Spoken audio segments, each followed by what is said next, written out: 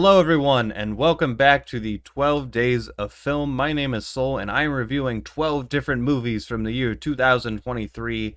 Each movie is a different day, and today's film is Nimona.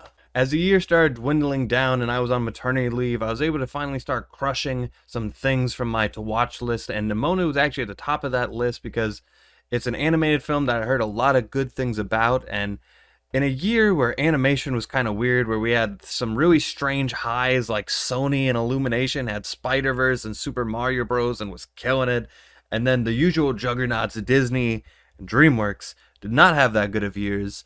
And where does movies like Nimona, the new Netflix indie darlings, where do they fit into that? Let's find out. We are introduced to a very modern medieval world where they have modern technology, but that's fused with the structure and style and systems of the old medieval days. And they even have knights. Our main character is a knight who is being framed for a tragic injustice and is now on the run from his own kingdom, where he befriends, is forced to hang out with. He meets Nimona. Nimona, the character that the film is named after, wants to be a sidekick to a supervillain because supervillains are also shunned from society like she was. And I think 75% of people coming out of this movie are going to say the same thing as me, which is Nimona is the best thing about this movie. Like, she's not the main character, but she kind of is the movie, and probably the reason why she's named after it, because she's easily the best character. I do think there's a decent selection of people who are going to not like her because she is a very high maintenance character with extreme animation and facial expressions. I think some people aren't going to like her, but if you don't like her, then you just don't like this movie, because that is like one of the main aspects to it. She's basically an anime character with the powers of Beast Boy, where she's a shapeshifter into a variety of different animals. And like I said, she is constantly like a machine gun with jokes.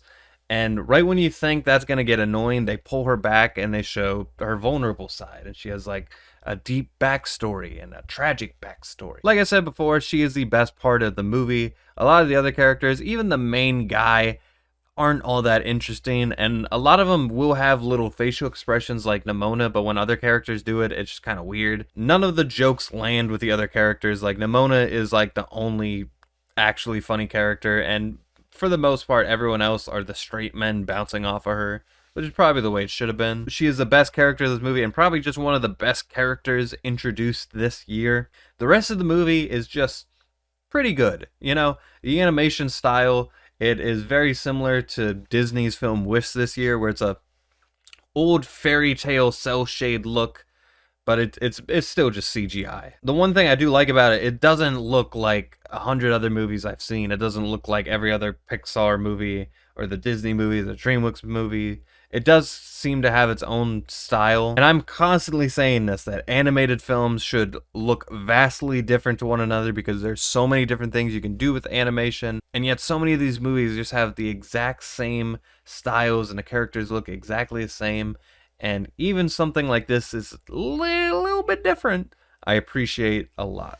It is kind of a shame that these films like solely exist on places like Netflix. Like, I would love to have seen this in the theater.